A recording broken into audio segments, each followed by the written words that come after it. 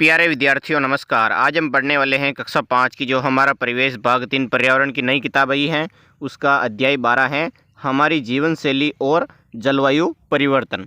सबसे पहले इस पाठ को हम पढ़ेंगे, अच्छी तरह से समझेंगे। उसके बाद इसकी जितने भी अभ्यास कार्य वाले प्रश्न हैं उन सभी के उत्तर भी देखेंगे। साथ ही साथ पाठ के अंदर आने वाले प्रश्न हैं उन सभी के भी उत्तर देखने वाले हैं। तो आपको क्या करना है, वीडियो को पूरा देखना है और पाठ को समझने का प्रयास करना है। चलते हैं पाठ की ओर।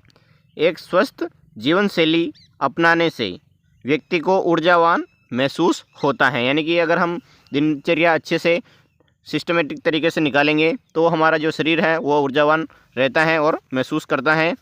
तनाव कम होता है और बीमारियों का खतरा कम हो जाता है। बीमारियां जो हमारे पास नहीं आती हैं। स्वस्थ जीवन शैली पर आओ चर्चा करते हैं, आओ बात करते हैं। दोनों चित्रों को ध्यान से देखिए। आपको सबसे पहले एक ये चित्र दिख रहा है, उसके बाद ये। तो ऊपर वाले चित्र में ये गांव का दृश्य दिखाई दे रहा है जहाँ पर पेड़ पौधे हैं और घर भी बने हुए हैं, बच्चे खेल रहे हैं और बड़े बूढ़े बाहर बैठकर बातें कर रहे हैं। उसी तरह चित्र नंबर 2, ये शहरी जीवन के बारे में इसमें बताए गए हैं कि शहरी जीवन जो भीड़ भाड़ वाला एरिया है और यहाँ पर प्रदूषण भी बहुत फैला हुआ है, तो इसमें हम दिखाई देते हैं। अगली लाइन है, दोनों चित्रों में आपको कौन कौन से दृश्य दिखाई देते हैं। तो हम कहते हैं कि पहले चित्र में गांव का दृश्य दिखाई देता है जहां पेड़ पौधे, कच्चे घर, खुली जगह और बच्चे खेलते हुए दिख रहे हैं। वातावरण साफ और शांत है। दूसरे चित्र में शहर का दृश्य है जहां पक्की इमारतें, वाहन, भीड़, धुआं और प्रदूषण दिखाई देता है।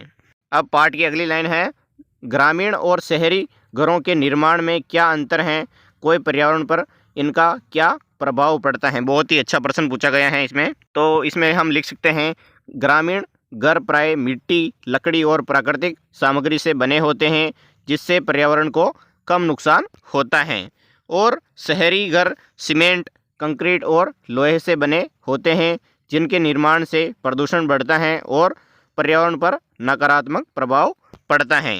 ये इसका उत्तर हो गया। अब उसी का अगला प्रश्न है, चित्रों में लोगों की गतिविधि उनके जीवन शैली और परिवेश को कैसे दर्शाती हैं। तो ग्रामीण चित्र में लोग आपस में बातचीत करते हैं और बच्चे खुले वातावरण में खेलते दिखाई देते हैं, जो सरल और स्वस्थ जीवन शैली को दर्शाता है।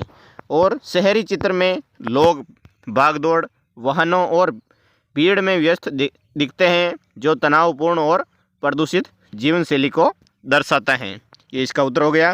अगला उसी का अगला वाला प्रश्न है, शहरी वातावरण में प्रदूषण के क्या संकेत हैं और इसका हमारे जीवन पर क्या प्रभाव हो सकते हैं।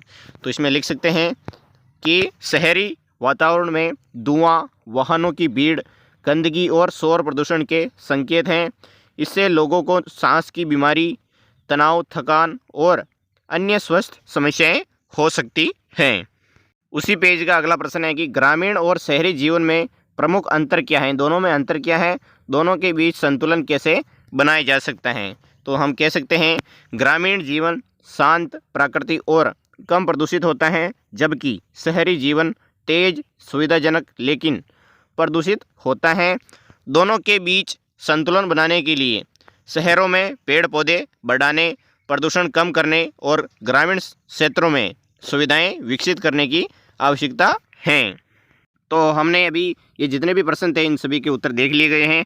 अब हम आगे चलते हैं अगले वाले पेज की ओर। अगली लाइन है, क्या आपने कभी सोचा है कि हमारे दादा दादी किस तरह के घरों में रहते थे। तो हम कह सकते हैं कि हाँ, हमारे दादा दादी मिट्टी, लकड़ी और घास फूस से बने घरों में रहते थे। ये घर प्राकृतिक होते थे और मौसम के अनुसार ठंडे गर्म बने रहते थे। ये इसका उत्तर हो गया। अगला प्रश्न है उसका अगला, क्या वे अभी गर्मी में एयर कंडीशनर और सर्दी में हीटर चलाते थे।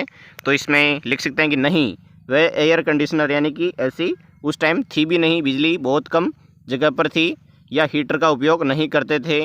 उनके घर ऐसे बने होते थे कि गर्मी और सर्दी दोनों में संतुलन बना रहता था।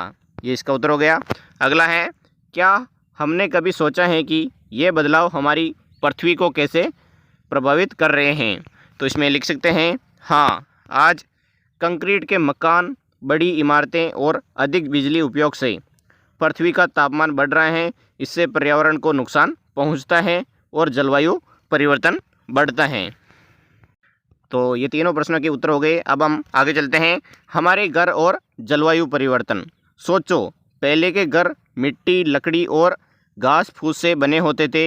ये घर गर्मी और सर्दी दोनों में संतुलन बनाए रखते थे, यानी कि गर्मी में गर्मी ज़्यादा नहीं लगती थी और सर्दी में सर्दी ज़्यादा नहीं लगती थी। ऐसा वातावरण में उन्हें बनाया जाता था। आज के पक्के मकान गर्मी को और बढ़ा देते हैं, जिसे ठंडा रखने के लिए हमें ज़्यादा बिजली खर्च करनी पड़ती है, यानी कि बिजली अगर नहीं आए तो हम घर के अंदर रह नहीं पाते हैं। ऐसा अब हो गया है। और इसमें आपको दिखाई दे रहा है गांव का दृश्य और शहरी दृश्य। अब हम आगे चलते हैं। ये भी करें, कंक्रीट के मकान अधिक उष्मा या गर्मी को अवशोषित करते हैं, यानी कि गर्मी को ज़्यादा पैदा करते हैं और इससे पूरे शहर का तापमान बढ़ जाता है। इसे क्या कहते हैं? हीट आइलैंड प्रभाव कहा जाता है। अब हम आगे चलते हैं। अगली लाइन, गतिविधि 1, अपने घर की पक्की दीवार को दोपहर में छूकर देखना है, यानी कि जहां आपका घर है अगर पक्की दीवार है तो उसको छूकर देखना है, क्या यह गर्म होती हैं। अब मिट्टी की दीवार यानी आसपास जहां पर भी हो उसको छूकर देखो, क्या इसमें कोई अंतर महसूस होता है क्या। तो हम कह सकते हैं कि जो मिट्टी की दीवार हैं वो ज़्यादा गर्म नहीं होती हैं, कंक्रीट की दीवार ज़्यादा गर्म हो जाती हैं, क्योंकि ऐसे ही बनाया जाता है। मिट्टी है जो ज़्यादा गर्म नहीं हो पाती हैं। रहन सहन और जीवन शैली का प्रभाव। पहले लोग खुले वातावरण में रहते थे, लेकिन अब अधिकतर लोग शहरों में बंद घरों में रहने लगे हैं, जिनमें ताज़ी हवा और धूप कम मिलती हैं। इससे बिजली की खपत बढ़ती है, यानी कि उन्हें बिजली की ज़रूरत ज़्यादा है, क्योंकि लोग पंखे, कूलर और एयर कंडीशनर का अधिक उपयोग करते हैं, इसलिए बिजली ज़्यादा चाहिए। गतिविधि 2, अपने माता पिता या दादा दादी से पूछो कि वे बचपन में कैसे रहते थे और उनके घरों की विशेषताएं क्या थी, यानी कि पहले के घर कैसे बने होते थे और उनकी क्या विशेषताएं थी। क्या वे बिना पंखे और कूलर के भी आराम से रह सकते थे। तो हम कह सकते हैं हाँ, क्योंकि उस टाइम पंखे और कूलर आए भी नहीं थे तो वो आराम से रह सकते थे, इतनी गर्मी भी नहीं पड़ती थी, क्योंकि जो जलवायु परिवर्तन है उस समय ज़्यादा नहीं हो रहा था। खान पान में बदलाव और उसका प्रभाव। पहले के समय में लोग स्थानीय और ताज़ा भोजन खाते थे, अब लोग पैकिंग वाले भोजन अधिक खाने लगे हैं। ऐसा भोजन बनाने और लाने में अधिक ऊर्जा, अधिक ईंधन, प्लास्टिक की पैकिंग सामग्री की खपत बढ़ती है, जिससे पर्यावरण प्रदूषण बढ़ता है। ये भी पर्यावरण प्रदूषण का प्रमुख कारण भी है। क्या आप जानते हैं कि स्थानीय भोजन खाने से न केवल सेहत अच्छी रहती है, बल्कि यह पर्यावरण संरक्षण के लिए बेहतर होता है, यानी कि पर्यावरण को कोई नुकसान नहीं पहुंचाता है सादा खाना। गतिविधि 3 का पहला है, अपने घर में रखे पैकेट वाले खाद्य पदार्थों की सूची बनाओ और देखो कि इनमें से कितने खाद्य सामग्री पदार्थ बाहर से लाए गए हैं। आपको सूची बनानी है, लिस्ट बनानी है कि कौन कौन से सामान बाहर से लाए गए हैं जो खाने वाले हैं और कौन कौन से जो घर पर ही मिल जाते हैं। दूसरा, अपने दादा दादी से पूछो कि वे अपने समय में कौन कौन से खाद्य पदार्थ घर पर बनाकर संरक्षित रहते थे। तो हम पूछ सकते हैं उनसे कि पहले के समय लोग ज़्यादातर क्या खाते थे, जैसे कि घाट राबड़ी हो गया, ऐसे वो अलग तरह के व्यंजन का उपयोग करते थे और बहुत सारे ऐसे व्यंजन हैं जिसे सुरक्षित भी रखा जा सकता था। अब आपको अगला पेज निकाल लेना है, जिसमें दे रखा है वैश्विक संकट और जलवायु परिवर्तन। जलवायु परिवर्तन से पूरी दुनिया प्रभावित हो रही है। कहीं सूखा पड़ रहा है और कहीं बाढ़ आ रही है। पेड़ कम होने से बारिश भी कम हो रही है और तापमान बढ़ रहा है। गतिविधि 4, एक पेड़ को गोंद लो और उसकी देखभाल करो, यानी कि आपको एक पेड़ लगाना है और उसकी देखभाल करनी है। बारिश के समय ठंडी हवा क्यों चलती है, बताइए। तो हम कह सकते हैं कि बारिश के समय जब बारिश हो जाती है तो आसपास का वातावरण ठंडा हो जाता है, जिससे हवाएं भी ठंडी चलने लग जाती हैं। ये इसका उत्तर हो गया। निष्कर्ष निकलता है कि अब आप समझ गए होंगे कि हमारी जीवन शैली, रहन सहन और खान पान जलवायु परिवर्तन को कैसे प्रभावित कर रहे हैं। अगर हमें पर्यावरण को बचाना है तो हमें अपनी जीवन शैली में छोटे छोटे बदलाव लाने होंगे। क्या हम ये कर सकते हैं? जैसे कि 1 नंबर, घर में बिजली और जल की बचत। दूसरा, स्थानीय और ताज़ा भोजन खाना। तीसरा है अधिक से अधिक पेड़ लगाना। चौथा है आवश्यकता से अधिक वस्तुएं नहीं खरीदना, यानी कि जिसकी हमें आवश्यकता नहीं है उसे वस्तु को लेकर क्या करेंगे। याद रखो, यदि हम सभी पर्यावरण संरक्षण का थोड़ा थोड़ा प्रयास करें तो हम जलवायु परिवर्तन को रोक सकते हैं और अपनी पृथ्वी को बचा सकते हैं। वर्गीकरण समूह सही समूह में रखिए। नीचे दी गई विषय वस्तु यानी कि पर्यावरण के अनुकूल और पर्यावरण के प्रतिकूल 2 समूह में वर्गीकृत करना है, अलग अलग डिब्बों में लिखना है। जैसे कि पैकिंग वाला भोजन, ये किस में जाएगा? पर्यावरण के प्रतिकूल वाले डिब्बे में लिखना है आपको। और मिट्टी का घर, ये पर्यावरण के अनुकूल वाले में लिखना है। एयर कंडीशनर का उपयोग, ये आपको पर्यावरण के प्रतिकूल वाले डिब्बे में लिखना है। और स्थानीय बाजार से खरीदारी, ये आपको किस में लिखना है? पर्यावरण के अनुकूल वाले में। और अधिक बिजली खर्च करना, ये पर्यावरण के प्रतिकूल है। और साइकिल का उपयोग करना, ये पर्यावरण के अनुकूल कार्य हैं। हमने क्या सीखा?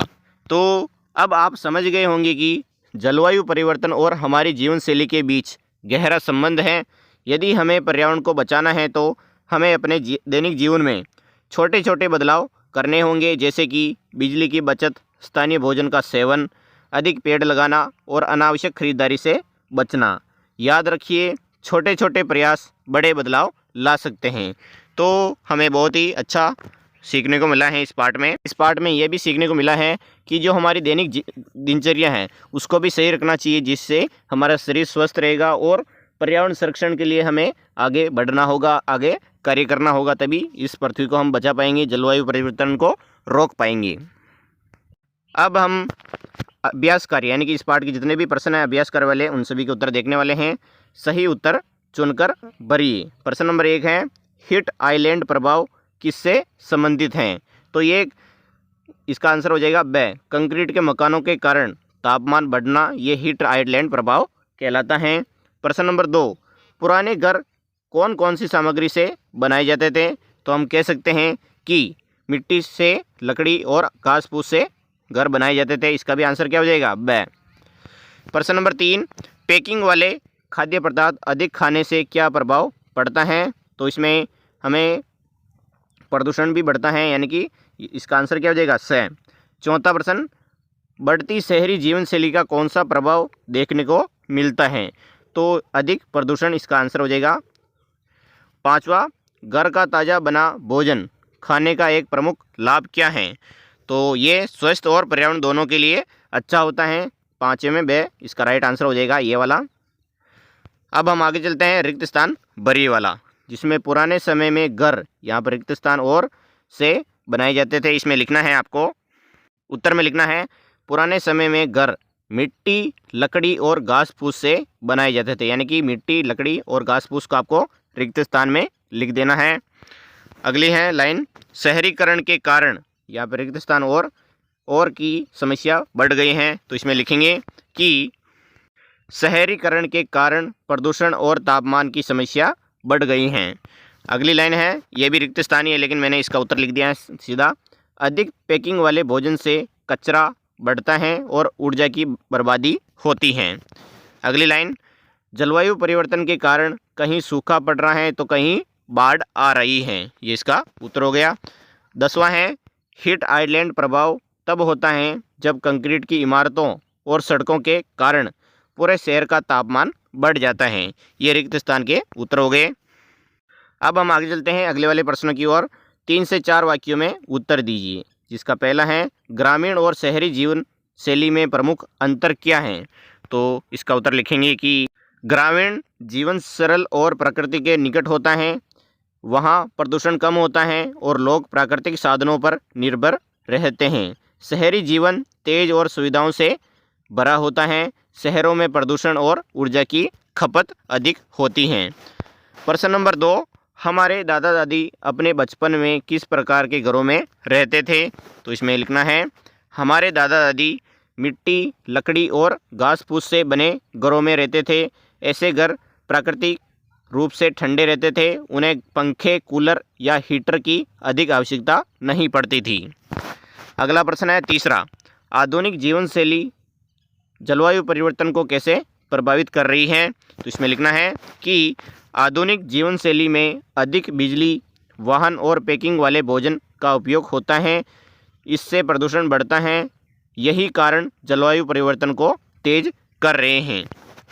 प्रश्न नंबर 4, जलवायु परिवर्तन को रोकने के लिए हम दैनिक जीवन में कौन कौन से बदलाव ला सकते हैं? बहुत अच्छा प्रश्न है, इसका उत्तर लिखेंगे। हम बिजली की बचत करनी चाहिए, प्लास्टिक का कम उपयोग करना चाहिए, साइकिल या सार्वजनिक परिवहन अपनाना चाहिए, पेड़ लगाना चाहिए। ये इसका उत्तर हो गया। अब है अगला वाले प्रश्न, 8 से 10 वाक्यों में उत्तर दीजिए। जिसका पहला प्रश्न है, हीट आइलैंड प्रभाव क्या है? इसे रोकने के उपाय लिखिए। तो इसमें लिखना है, हीट आइलैंड प्रभाव वह स्थिति है जब शहरों का तापमान आसमान के ग्रामीण क्षेत्रों से अधिक हो जाता है। इसका कारण कंक्रीट की इमारतें, सड़कें और पेड़ों की कमी है। यह सतह गर्मी को सोख लेती हैं। इससे शहर अधिक गर्म हो जाते हैं। इसे रोकने के लिए अधिक पेड़ लगाने चाहिए, छतों पर बिजली बनाने चाहिए, हल्के रंग की छतें बनानी चाहिए। हरियाली बढ़ाने से तापमान कम किया जा सकता है। अगला वाला प्रश्न है दूसरा, हमारी जीवन शैली जलवायु परिवर्तन को कैसे प्रभावित कर रही है? तो हमारी जीवन शैली जलवायु परिवर्तन को बहुत अधिक प्रभावित करती हैं। अधिक बिजली का उपयोग प्रदूषण बढ़ाता है। वाहनों से निकलने वाला धुआं वातावरण को नुकसान पहुंचाता है। पैकिंग वाला भोजन कचरा बढ़ाता है। एयर कंडीशनर और फ्रिज अधिक ऊर्जा खर्च करते हैं। ये सभी कारण जलवायु परिवर्तन को बढ़ाते हैं। अगला प्रश्न है तीसरा, पारंपरिक घर और आधुनिक घर में पर्यावरण की दृष्टि से क्या अंतर है? तो इसमें लिखना है, पारंपरिक घर मिट्टी और प्राकृतिक सामग्री से बने होते हैं। वे पर्यावरण के अनुकूल होते हैं। आधुनिक घर कंक्रीट और सीमेंट से बने होते हैं। इनमें बिजली की अधिक खपत होती है। पारंपरिक घर अधिक पर्यावरण अनुकूल होते हैं क्योंकि वे प्राकृतिक संतुलन बनाए रखते हैं, इसलिए। अगला प्रश्न है चौथा, खान पान की आदतों का जलवायु परिवर्तन पर क्या प्रभाव पड़ता है? तो इसमें लिखना है, पैकिंग वाला भोजन अधिक कचरा पैदा करता है। इससे प्रदूषण बढ़ता है। स्थानीय और ताज़ा भोजन पर्यावरण के लिए अच्छा होता है। घर का बना खाना ऊर्जा की बचत करता है। गलत खान पान की आदतें जलवायु परिवर्तन को बढ़ाती हैं। ये इसका उत्तर हो गया। तो अभी हमने ये 1 से लगाकर 4 तक के जितने भी प्रश्न थे उन सभी के उत्तर देख लिए हैं। अब देखिए, स्वयं कीजिए। आपको इसमें ये प्रश्न नहीं है लेकिन इसको समझना है। सर्वेक्षण, अपने दादा दादी से पूछे कि वे बचपन में किस प्रकार के घरों में रहते थे, उनकी जीवन शैली कैसी थी। यानी कि उन्हें पूछना है अपने घर पर माता पिता या दादा दादी से। इसकी तुलना अपने वर्तमान जीवन से करनी है और एक प्रतिवेदन तैयार करना है। दूसरा है चार्ट बनाओ। एक चार्ट तैयार कीजिए जिसमें ये बताया जाए कि कौन कौन से खाद्य पदार्थ उत्पाद को घर बनाकर लंबे समय तक सुरक्षित रख सकते हैं।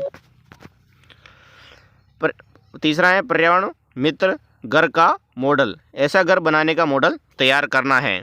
तो विद्यार्थियों, वीडियो कैसा लगा है? अच्छा लगा तो लाइक एंड सब्सक्राइब जरूर करें। वीडियो को पूरा देखने के लिए आप सभी का तहे दिल से बहुत बहुत धन्यवाद। जय हिंद।